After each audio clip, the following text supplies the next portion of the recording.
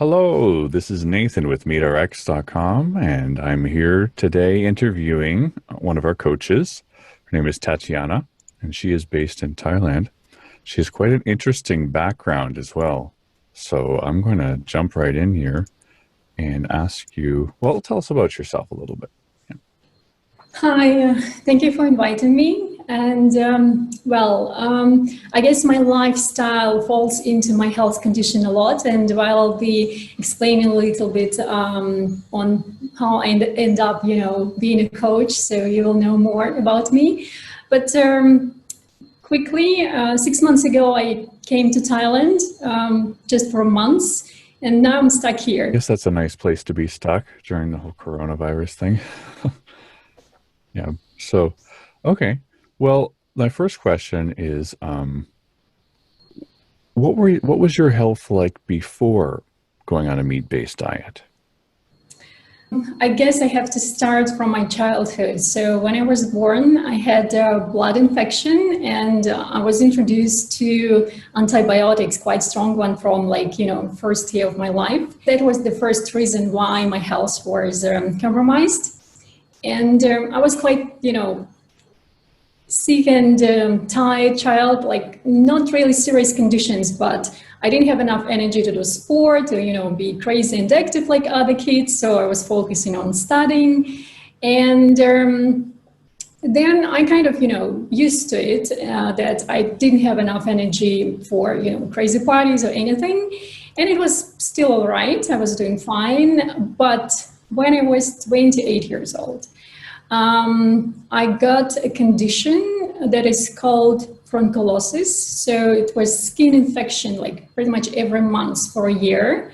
And it was horrible because approximately every second time I had to go to a surgeon to clean the wound, So it was for a year. I visited many doctors, like all blood tests were okay, like no serious conditions, but it looked like my immune system was not coping with simple, viruses or bacteria, some simple infections. And I couldn't do any better than just to lose my well-paid job that I loved. I worked in Moscow back then. And I just, moved to the south of France, spent there a few months, and all was gone. So it was, even before I changed my diet, I was always, kind of trying to eat healthy. I never really ate any junk food or anything like that. But still, I was doing okay, but I was chronically fatigued. And I couldn't imagine, how people can take care not just about themselves, but about family and kids. For me, it was closed story. I was just, trying to manage myself. So I was back to job, and I moved to London back then. But at the same time, I got a new condition. It was Hashimoto, and it was a new round of chronic fatigue. I thought that I became healthier, but in fact, no, my immune system kind of started to attack my own thyroid. So it was autoimmune condition. And I was put on medications, on hormone replacement medications. And again, I kind of learned to live with the condition, but I just, had my work, and all the weekends, all the nights, I was just resting. So work and no fun, just work and rest. And it was like that for a few years, and I ended up being vegetarian. So, and back then, it was about 6 years ago, I didn't really understand why, but it felt natural for me. Now, I do understand, because when a person has a Hashimoto or hypothyroid, the body tries to save on energy, and hydrochloric production is a very energy-consuming process. So, it was difficult for my body to digest meat, and that's why it was easy, for me just to skip the meat from my diet. So, and back then I didn't realize that it was not a solution. It was a plaster on the old wound. So it didn't solve anything. And of course, in a few years, I even got worse, because I was not only, I not only experienced lack of energy, but also I started to experience deficiency in amino acids and protein because of my diet. So, and I was doing like that for a few years. And 3 years ago, I moved to Thailand for the first time. And life seemed to be better with sun, with no stress, and being vegetarian. And I was doing okay for about a year. But then after this year, I realized that again, like whatever improvement I had, it was short term. So, and then I started to question, that it's not lifestyle, it's something else. And then when I started to question my diet, and I met a person who mentioned ketogenic diet to me. And his diet was basically all meat with some vegetables. And I was like surprised because I never heard before about that it's possible lifestyle and possible way of eating. Like everybody's crazy about, vegetarian diet. It's well promoted. It's like propaganda. And it was exactly 2 years ago. So, but again, like since I was living in a vegetarian community, I've been vegetarian about 5 years for that time, even though like I could see that it was not doing me good in some way, but I didn't really connect the dots at that point. And I started to look, for information, what can be there. I started to study anthropology, I started to find more information, what's actually the natural diet for a human being. And it took me a few months to realize that maybe I was wrong, in choosing my diet. And like I spent so much time choosing, proper vegetables, fruits, and everything combinations. And I was trying to get all the amino acids, essential amino acids into my diet.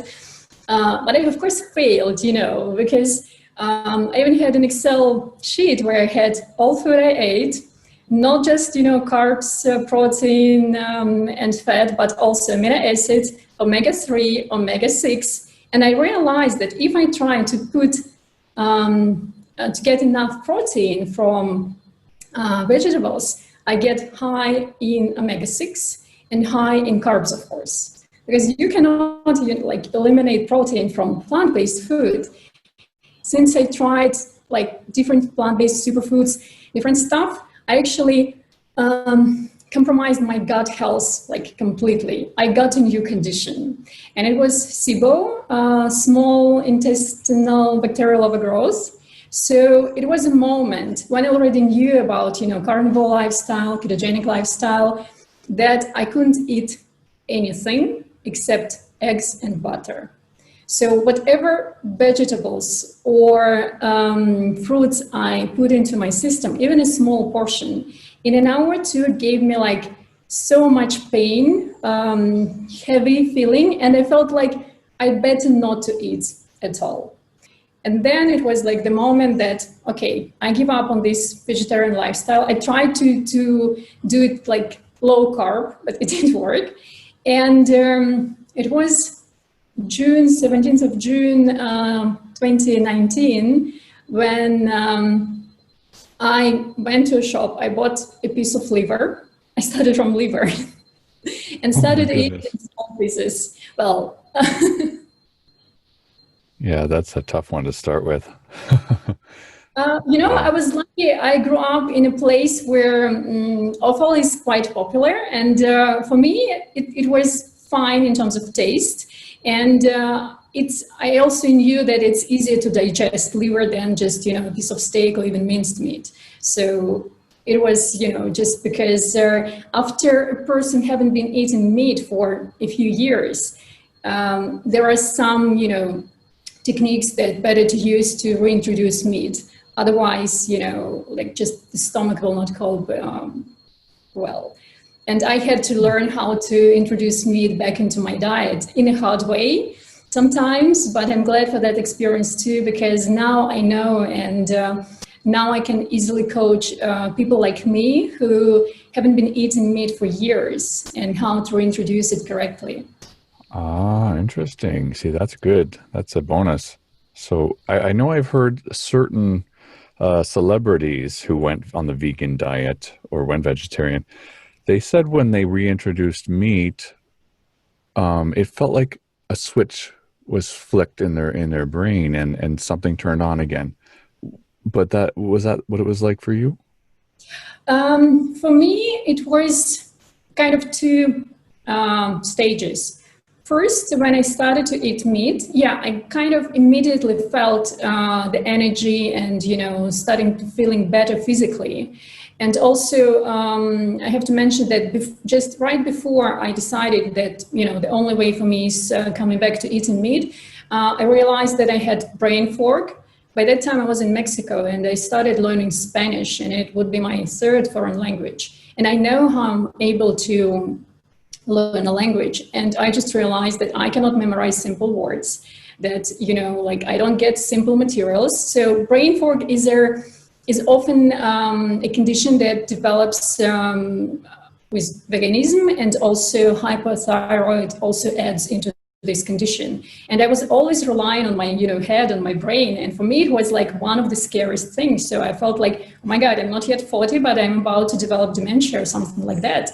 So it was scary. Also, yeah, my thyroid condition got worse when I was more strict vegetarian. So for me, these conditions kind of not immediately resolved, but I first felt like uplifting feeling, and I had more energy. Even my mood improved quite, quickly, like I would say first 2 weeks. But then what actually happened, since my body was not ready to digest, my digestion system was not ready to cope with meat and animal fat that much. So I had to spend a few months working with my digestion to improve it, to be able to digest meat. But for me, it was obvious that, and I already knew what to tune to make sure that it works. And also, many vegetarians, when they start eating meat, during first 2 weeks, they feel really good because the body gets amino acids they were lacking for years.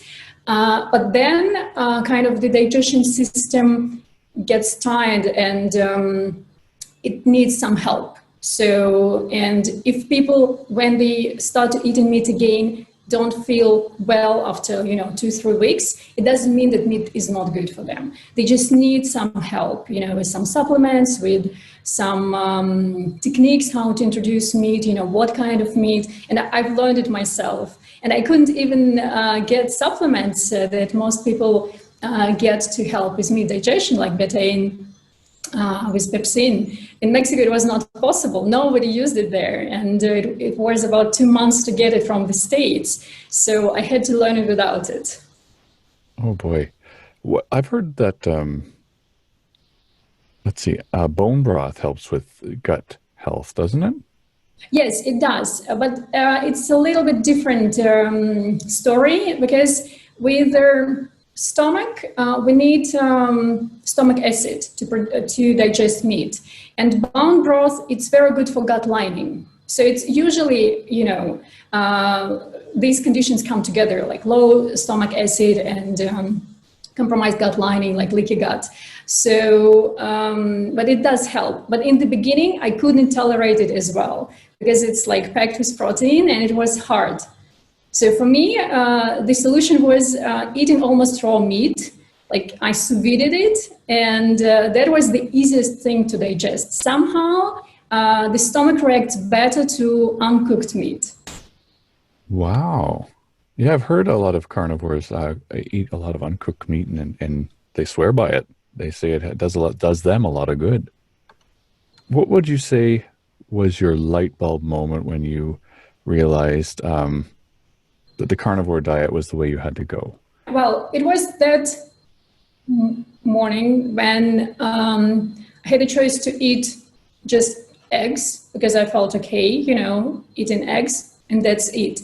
And I was thinking, if eggs, give me good feeling and everything else didn't, like, I asked myself, like, are you a logical person? If you had any doubts, your body really shows you what it likes. And of course, it's kind of stupid just eat eggs and butter because you're like against meat, fish, and other stuff. So, and it was a clear kind of choice, but it was so difficult to admit to people I was, in contact with, to my yoga teacher, for example, and everything. And I was almost afraid about their reaction. So, and now I understand better that this vegan propaganda, it actually alters the mind. And it's two processes. It's propaganda thing, and also it's biochemical thing. So when a person lacks some amino acids, and it always happens on vegetarian diet, there is not enough amino acids for neurotransmitters, and the biochemistry of the brain, how the brain works, how the mind works, changes. So people are more susceptible to depression, to anxiety, to feeling not comfortable and confident. Like, these things happen. And once you start giving your brain what it actually needs, all these things, gets away. And for me, it was needed just a few weeks to get my biochemistry back to almost normal. And then I was feeling fine and, telling people that I've changed my diet completely. They looked at me and they saw that I actually look much better and healthier and more energized, and my hair improved and my skin improved. It was actually obvious from my look that I was doing the right thing. And interesting thing, so I haven't been to Thailand for about a year. And when I came back 6 months ago, I have many friends here. And when they looked at me, they kind of didn't recognize me. I came like a different person. And when I left, I was like vegetarian, yoga person, and, quite reserved. And when I came back and they realized that I changed my diet, that I became a nutritionist, and they started to listen to me. And even my vegetarian friends, they still haven't started to eat meat, but they eat liver pater that I make for them.